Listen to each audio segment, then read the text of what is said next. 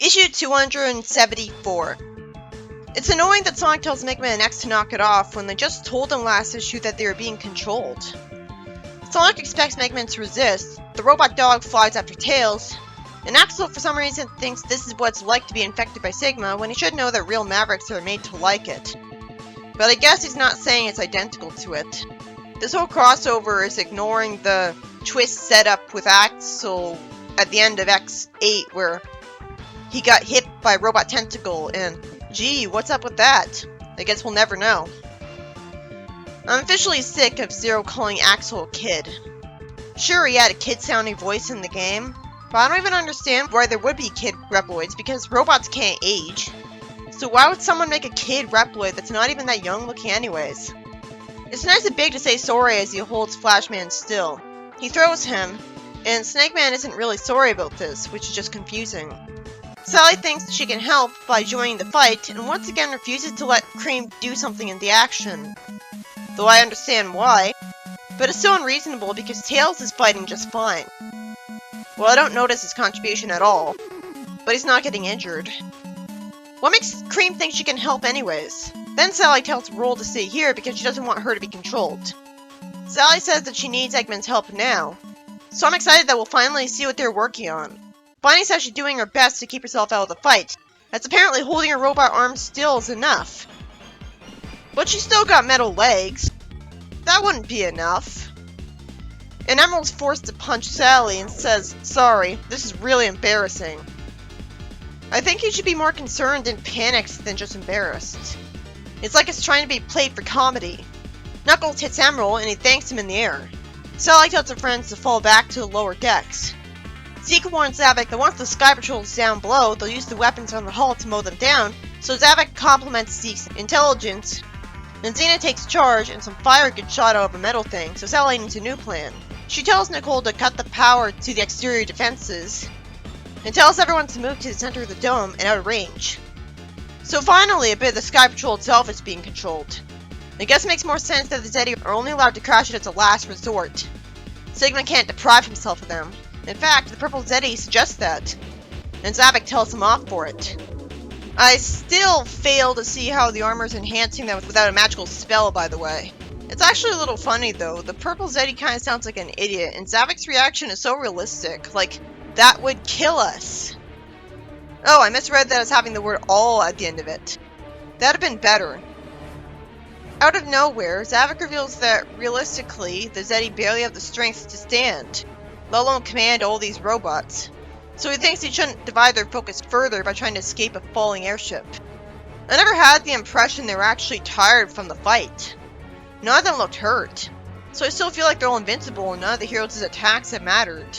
So it's better for the Sonic characters to fight robots because of that, because they can still show robots being progressively damaged without having to be afraid of being too dark. Oh, finally, I get to see what Styx is doing again. That's the whole reason I look forward to this issue. I can forgive her barely getting to fight on the Sky Patrol because all she could do was throw a boomerang. So of course she was barely useful. It's a miracle that a mere boomerang was able to damage any of Sigma's robots. Sadly, her time is just wasted by her embarrassing herself talking delusionally. Like she really is so insane that she can't be understood if she thinks this is a good idea. I was expecting her to simply warn them about Sigma.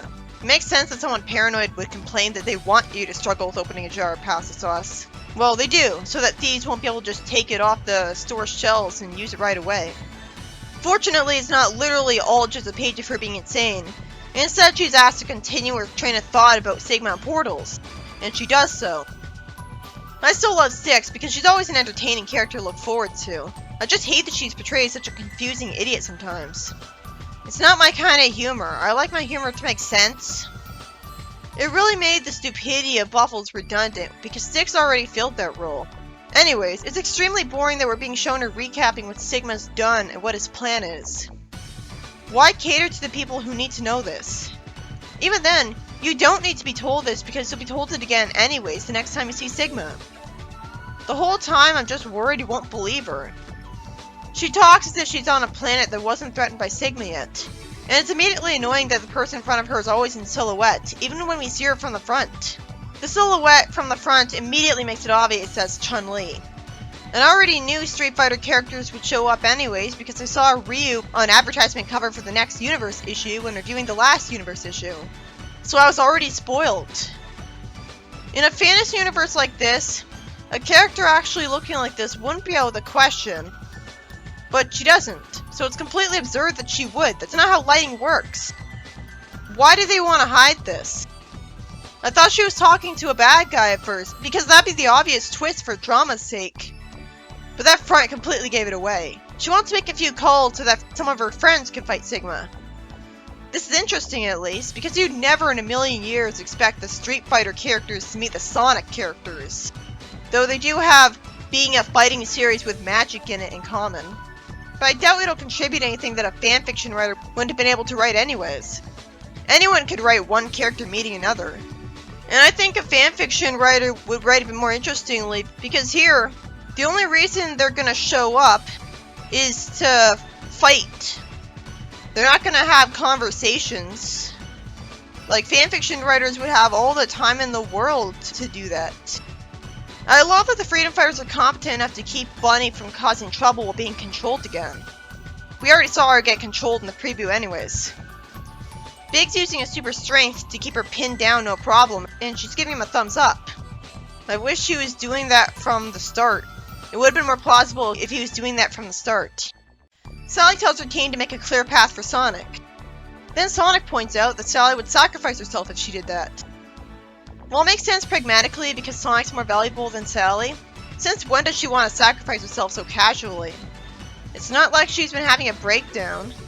It's not like this is because she's desperate to get her father out of the zone of silence. Flynn did turn into an idiot. It's just hard to believe it because I see Sally and I think, smart leader. So this is so incompatible with her. She says that she has faith in Sonic to take out the Deadly Six as fast as possible. Well, that's a first. Then Sally gets shot in the arm by fire from X, Mega Man apologizes, and then Wily fires his Egg Wily uppity robot scrambler cannon. It's a funny name, I just hate how long it is. I can't get enough Eggman Wily helping the heroes. This is definitely more fascinating than them being the main villains as usual, and being made fun of by the story because of course they're gonna lose at the end, and yet they're being arrogant anyways, and then they're panicking about losing. How's Worlds Unite worse again? I take boring over infuriating. So they knock out all the robots in one convenient use of it. And Wily complains about the machine overheating right away. I can't believe Sonic just accused him of killing Mega Man. It's so weird to read that. Eggman actually has to tell him that he didn't because they need all the help they can get in fighting Sigma. I don't know why Sonic wasn't told what the function of his machine would be earlier to avoid him freaking out like this. I guess the reason it has to be a concentrated ion beam technobabble and not simply an EMP wave is that an outright EMP would make us wonder why the Sky Patrol itself didn't fall out of the sky. So this is supposed to make sense as a lower grade EMP. I hate technobabble. Just call it magic. It'd be so much less confusing and way faster. This is why I couldn't watch Star Trek. Magical spell would be much faster than having way too much focus on talking about the spaceship. So the Zeti are free of their brainwashing armor. And then Sally threatens them with her weapon, saying that the doctors told them the Zeti want to conquer them themselves. It's so nice of Sally to give them the chance to walk into the brig. Savick doesn't want to surrender, so he's still a bad guy boring us. Then he passes out from exhaustion from the fight, just like the rest of them, showing that there's an actual consequence to him being in a fight. Since when am I feeling sorry for the Zeti? I guess that's what happens when they're not given annoyingly one-note dialogue and we're just victims of brainwashing. It really helped that there was a panel before he fell over. Mega Man says he feels awful, the servant girl happily runs out with a first aid kit, and Eggman wishes he got a little acknowledgement for saving everyone, and Wily relates to him about a lack of gratitude. You'd think someone nice enough to give the Zeti a chance to just walk to the brig would be polite enough to thank these two. They have an evil plan, but they do deserve a thank you in the present. The heroes just don't want to get attached to them by thanking them, which is relatable. So Bunny didn't get to attack anyone when under control, and Nicole wasn't controlled at all. But to be fair, we already saw more than enough of that in the preboot, so at least this saves on time. Isn't it boring that Mega Man hasn't been using any of the new abilities he had when he was under Eggman's control, and instead is just stuck to the Mega Buster? At least that means he's not ridiculously overpowered 10 times more than everyone else, making everyone redundant like Worlds Collide. With such a huge cast of characters, it's better for them all to stick to one ability so as not to overshadow the others too much. Mega Man's sweet, saying that he's so sorry, and Sonic immediately forgives him and shakes his hand. It annoyed me that he said nothing phases Sonic, because if that was actually true, he'd be a boring character who's harder to relate to than the more realistically emotional Archie Sonic. And it's clearly really bothered by thinking Shadow is killed off. I guess this is just a mask that Sonic's letting him believe in. Nicole says the damage to the Sky Patrol is surprisingly light. How is that surprising? All the focus was on trying to attack the heroes. Since it said he never got the chance to try to crash the Sky Patrol, I'm really glad the idea was at least brought up to show that the writer at least thought about it. This is a good story so far. I'm not super frustrated at it. Nicole says that the hull took a beating, but their energy field is intact, whatever that is. I mean, if she meant force field, I'd have to wonder why the heroes had to fight at all. Sally tells everyone to get to the medical bay, and Zero is forcibly written to disagree with her and insists they need to press the offensive like he's a sociopath who somehow needs it to be explained to him that the hurt need tending to. He knows about E-tanks, so that wasted panels. Sally realistically is still hurt from earlier, but Zero is relatable when he says that Sigma's been gaining strength and they can't give him any more time to prepare for them. I can understand them being impatient, but X points out that any attack now would be suicide, in his own words. I don't think Shadow the Hedgehog had that word. This is so insulting to my intelligence. The servant girl thinks that just putting a band-aid on Sally's burn will be enough, and nobody corrects her. Why doesn't she put aloe on it? So much of my time is being wasted because Zero wouldn't keep quiet. It's in character for Sonic to agree with him, and it's sweet that he already knows Six well enough to know that she'd back him up on this. They finally notice that she hasn't been seen since the fight. Sally thanks the servant girl, who fortunately hopes Six is alright as Sonic and X call out for her. Sally's insulting as she thinks Six is crawling through a duct somewhere for no reason. I guess she thinks she'd do anything nonsensical because she's insane. I wish an entire page wasn't wasted on Sigma annoying me. I already know he's a scary bad guy. Finally, he says that he's resurrecting an army. We didn't need to see this. We would have found out about it anyways. We already knew because we saw him resurrect Chill Penguin, so he gets into a mecha that's so large it gets the heroes' attention. This would be a lot more scary if this wasn't a kid's comic that couldn't kill off any of the characters.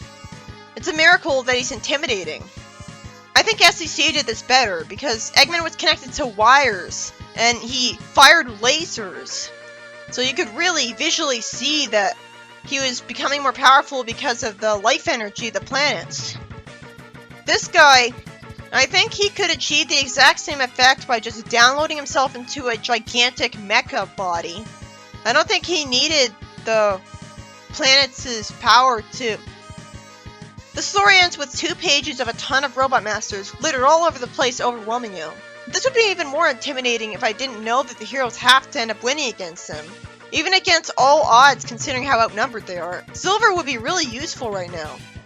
This issue is by Ian Flynn. I guess it was good. It certainly had me invested. All the robot heroes get taken over by the Zeddy, except Roll. But what could she do? Swing a broom?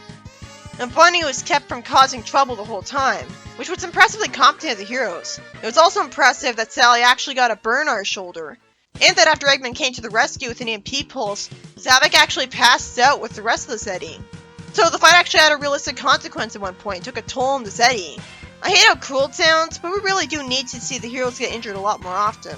If one of them got a burn or something every time there was a fight that actually lasted for a realistic amount of time, it'd be the extra step making the action scenes more exciting all the time, giving me a reason to actually take them seriously. As in, this is literally how I would write a Sonic comic. This is one of the changes I would introduce. Have characters get injured more often, and do research on how long it actually takes to heal. It's a good excuse to switch around who's doing the fighting. Too bad this won't be establishing a pattern from now on where this happens more often. So that's basically all that happened, aside from Six meeting Chun-Li and convincing her to send her friends through a Genesis portal to fight Sigma. That's what's great about crossovers. Characters meet up that you would never expect to meet up outside of fanfiction. Too bad it's a fighter franchise, so that's barely different from Sonic anyways. Aside from the characters themselves, they don't have anything unique to contribute. It was a really basic plot, though. There's a reason I can't remember most of what happened in it. I just remember the Zeti got defeated. There wasn't any plot progression for the most part, just the heroes trying to survive. It only got to last the whole issue because there's so many characters.